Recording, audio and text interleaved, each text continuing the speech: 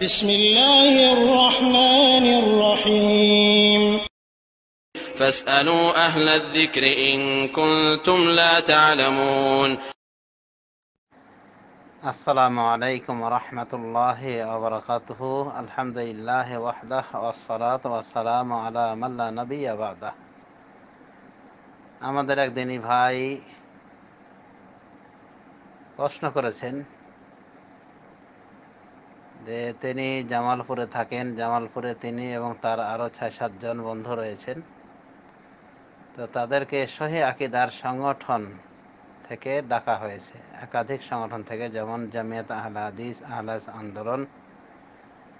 তাদের প্রত্যেকে বলেছেন যে ভাই আপনি আমাদের দলে আসেন এবং ফরম পূরণ করেন, এবং এটাও নাকি বলেছেন যে বায়াত করে জামাতের সাথে থাকেন, জামাতে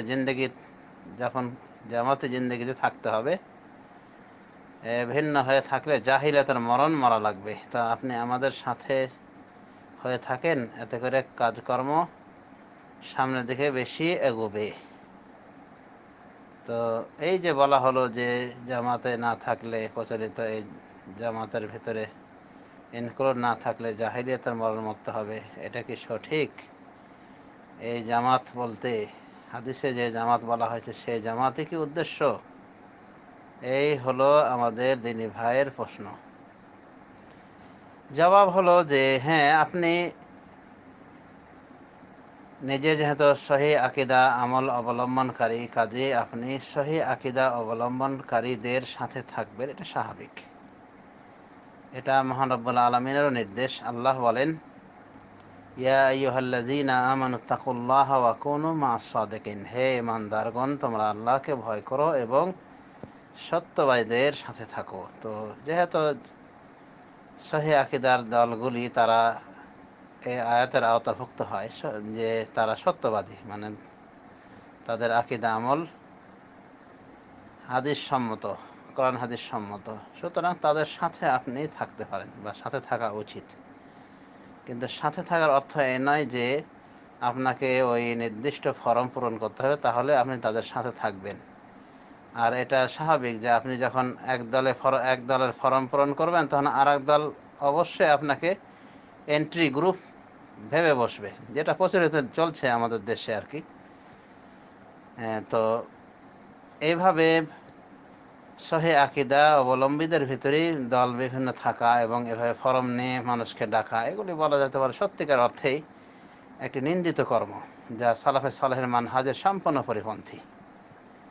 তো এগুলি বলা যেতে পারে আমাদের দেশের দেখা দেখি বিদআতির রীতিনীতি, যে আপনাকে সহিহ হাদিস এবং আকীদা অবলম্বন করতে হলে একটা দলের ভিতরে ফরম পূরণ করে অ্যাড হতে হবে। এগুলি বলা যেতে পারে প্রচলিত রীতিনীতির অনুসরণ। খুব সময় জামাত থেকে এগুলি গ্রহণ করেছে, জামাত শিবির থেকে গ্রহণ করেছেন ওই আহলে হাদিস ভাইদের কর্মীরা বা সংগঠনের নেতারা। তো এমন জরুরি নয় যে আপনি কোরআন সহিহ হাদিসের অনুসারে তাই আপনি নির্দিষ্ট একটা দলের ফরম পূরণ করবেন, বরং ফরম পূরণ করা ছাড়াই আপনি যারা কোরআন এবং সহিহ হাদিস মানার চেষ্টা করে তাদের সাথে আপনি থাকবেন, তাদের সাথে একাত্মতা প্রকাশ করবেন। সুতরাং আপনি আহলে আন্দোলনের সাথেও থাকতে পারবেন, জমিয়ত আহলে সাথেও থাকতে পারবেন, এবং তাদের যে কোনো কোরআন সুন্নাহ ভিত্তিক কথা আকীদা গ্রহণ করতে পারেন। কিন্তু যদি দেখেন যে না, কোরআন হাদিস বহির্ভূত কিছু আছে, কিছু করতেছে, দলীয়ভাবে হোক বা যে কোনোভাবে হোক, কোরআন হাদিস বহির্ভূত যদি পান এই দলগুলির ভিতরে, তবে কোরআন হাদিস বহির্ভূত কোনো আমলই গ্রহণযোগ্য নয়। সে দল ফেরেশতা দলই হোক না কেন, যতই তার দলের নাম ভালো দেখ, তাতে কিছু যায় আসে না। কোরআন হাদিস পরিপন্থী হলে সেটাই বর্জন করতে হবে। যেমন আপনি কথার ভিতরে বলেছেন যে আপনাকে বলা হয়েছে যে বায়াত করে আমাদের দলে চলে আসেন। তো এরকম যদি বলে থাকে, অবশ্যই আহলে হাদিস দলের সব দলে এটা বলা না, আছে নির্দিষ্ট কিছু দল রয়েছে যারা বায়াতের মতো জঘন্য বিদআতের প্রতিও ডেকে থাকেন। তো এটা বলা যেতে পারে কোরআন হাদিস পরিপন্থী বায়াত। ইসলামে শুধু আমরা যেটা দেখছি, নবী রাসূলের হাতে বায়াত হয়েছেন সাহাবায়ে কেরাম, অথবা মুহাম্মদ সাল্লাল্লাহু আলাইহি ওয়াসাল্লামের হাতে বায়াত হয়েছেন। তো নবী সাল্লাল্লাহু আলাইহি ওয়াসাল্লামের হাতে বায়াত হয়েছেন এবং তৎপরবর্তী খোলাফায়ে রাশেদিনের হাতে, এবং এভাবে খোলাফা যারা বা যারা দেশের শাসক, ইসলামী রাষ্ট্রের মুসলিম শাসক, তাদের হাতে বায়াত হয়েছেন জনগণ। আর এই যে বায়াত আমরা দেখতেছি, দলীয় বায়াত, পীর মুরিদির বায়াত, তারপরে বিভিন্ন দলের লিডারের হাতে বায়াত, এগুলি সব ফিরকাবন্দির বায়াত, যা জঘন্য বিদআত এবং বায়াতের অপব্যবহার। তো বায়াত ছাড়াই আপনি দলগুলির সাথে আপনি থাকতে পারেন এবং প্রত্যেকটি দলকে আপনি সহযোগিতা করবেন, যেহেতু এরা আকরাব ইলাল হক, কোরআন হাদিসের নিকটবর্তী, হকের বেশি নিকটবর্তী। তাই আপনি এদের সাথে এমনি থাকবেন। ফরম পূরণ করার এই বিদআতি রসমের কোনো প্রয়োজন নেই, কোনো প্রয়োজন নেই। দেখবেন এই ফরম পূরণের এই বিদআত চালু থাকার জন্য দেখবেন যে একজন বড় আলেম, হয়তো ওই দলের ভিতরে ওরকম আলেম আছে কিনা সন্দেহ, তারপরও দেখবেন যে তার অবস্থান দেখবেন দলের ভিতরে ফরম পূরণ করে থাকলে প্রাথমিক সদস্য তার নাম পড়বে কি প্রাথমিক সদস্য। তো এটা কি ইসলাম সাপোর্ট করে? আল্লাহ বলছেন, কুল হাল ইয়াস্তাউইল্লাযীনা ইয়ালামুনা ওয়াল্লাযীনা লা ইয়ালামুন, বলুন অর্থাৎ হে রাসূল বলুন, যারা জানে যারা জানে না তারা কি সমান? কে দেখা যাচ্ছে যে এখানে দলীয়ভাবে একটা নিয়ম সিস্টেম করা হয়েছে, যার ফলে একজন যত বড় যোগ্য আলেম হোক না কেন, এই দলের সাথে সম্পৃক্ত হতে হলে তাকে সদস্য ফরম পূরণ করতে হবে এবং তার নাম হবে যে সে একজন সাধারণ সদস্য এই দলের। What is this? এটা কি ইসলাম? তো এই জাতীয় ইসলামের মনোমেজাজের সাথে বিপরীত কাজগুলি বর্জন করতে হবে। সে কাজ যারাই করুক তাতে কিছু যায় আসে না। এক কথায় আমরা সত্যবাদীদের সাথে থাকব, কিন্তু সত্যবাদীরাও যদি কোনো সময় মিথ্যা কথা বলে বা কোরআন হাদিস বহির্ভূত কথা বলে বা আন্দাজের কথা বলে বা ভুল ইজতিহাদ করে, তো এই ভুল ইজতিহাদের অনুসরণে আমরা বাধ্য নই। শেখ বিন বাজ রহমতুল্লাহ আলাইহি তিনি এটাই বলেছেন এবং বিভিন্ন দলের নাম নিয়ে বলেছেন যে প্রত্যেক দল থেকে যেটা হক সেটা গ্রহণ করতে হবে আর যেটা বাতিল সেটা প্রত্যাখ্যান করতে হবে।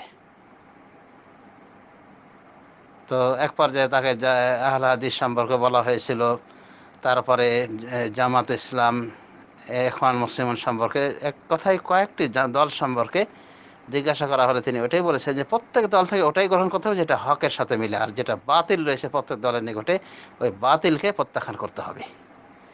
তো যা হোক, আহলে হাদিস ভাইদের ভিতরে হক বেশি রয়েছে এবং তারা হকের উপর আমল করার চেষ্টা করে, অনেক সময় ব্যর্থ হয়ে যান কিছু কিছু বিষয়ে।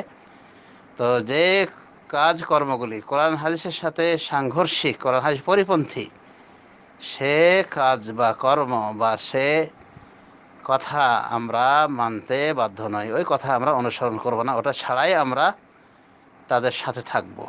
তো এই হলো ভাইজানের সংক্ষিপ্ত উত্তর যে আহলে হাদিস দলগুলি বলা যায় সবাই হকের পথে আছে ইনশাআল্লাহ, ইল্লা কালিলা, মানুষ মাত্র ভুল হতে পারে, সেই হিসেবে কিছু বিষয় থাকতে পারে। তো এদের সাথে সবার সাথে থাকা যাবে। আর ফরম পূরণ করে নির্দিষ্ট একটি দলের সাথে মিলে গিয়ে এর মাধ্যমে জামাতকে ফলো করা হলো না, এটা এর মাধ্যমে ফেরকাবন্দিকে নিশ্চিত করা হলো। আর যদি বায়াত করা হয় তাহলে তো গোমরাহি আরও বেড়ে গিয়েছে, কারণ ইসলামে এই বায়াত সম্পূর্ণ বিদআতি তরিকা। ইসলামে বায়াত শুধু খলিফা রাসূলের হাতে বা তৎপরবর্তী খোলাফায়ে দ্বীনের হাতে, খোলাফায়ে রাসূলের হাতে, রাসূল সাল্লাল্লাহু আলাইহি ওয়াসাল্লাম যারা পরবর্তী খলিফা হয়েছিলেন বা রাষ্ট্রনায়ক হয়েছেন তাদের হাতে বায়াত হয়েছে।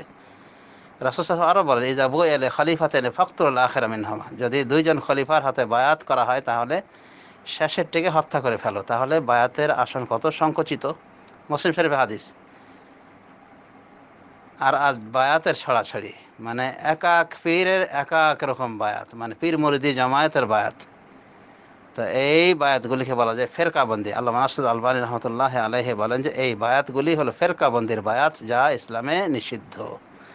আর জাহিলিয়াতের মরণ যে এখানে বলা হয়েছে সেটা বলতে জাহিলিয়াতের মরণ উদ্দেশ্য হলো যে জামাত পরিত্যাগ করবে, মানে মুসলিম জামাতকে যারা পরিত্যাগ করবে, মানে যে মুসলিম জামাত নির্দিষ্ট শাসকের অধীনে জামায়াত হয়েছে তাদেরকে যারা পরিত্যাগ করবে, তাদের সাথে যারা থাকবে না, অর্থাৎ রাষ্ট্রীয় নায়কের হাতে বায়াত না করে যারা বিচ্ছিন্ন থাকবে এই মুসলিম দল থেকে, তারা হলো তাদের মরণটা জাহেরিতে মরণ হবে মুসলিম শরীফের হাদিস অনুযায়ী। সুতরাং এক হাদিসের ব্যাখ্যা মানে নিজের মনের ভিতর থেকে তৈরি করে মন গড়া ব্যাখ্যা দিলে তো হয় না। এই হাদিসগুলিতে যে জামাতের কথা বলা হয়েছে এটা জামাতুল মুসলিমিন, সমস্ত মুসলমানদের জামাত, যারা নির্দিষ্ট শাসকের অধীনে জামায়াত হয়েছে। আর এই ফেরকাবন্দির জামাত, এগুলি মূলত জামাতই হয় না, এগুলোকে এক প্রকার দল বলা যায়। এর ভিতরে হকের অনুসরণের জন্য বলা যেতে পারে, কম বেশি অনুসরণের ক্ষেত্রে অনুসরণের মাত্রা অনুযায়ী আমরা বলতে পারি যে এই দলটি তুলনামূলক হকের নিকট, বাস এতটুকু বলতে পারি। কিন্তু ওরাই সব মিলে একটা জামাত হয়েছে আর হাদিসে তাদেরকে উদ্দেশ্য করা হয়েছে, এটা বলা যেতে পারে কোরআন হাদিসের মন গড়া ব্যাখ্যা। আল্লাহ আমাদেরকে তৌফিক দান করুন সঠিক বুঝার। বারাকাল্লাহু ফিকুম ওয়া সাল্লাল্লাহু আলা নবিয়্যিনা মুহাম্মদ।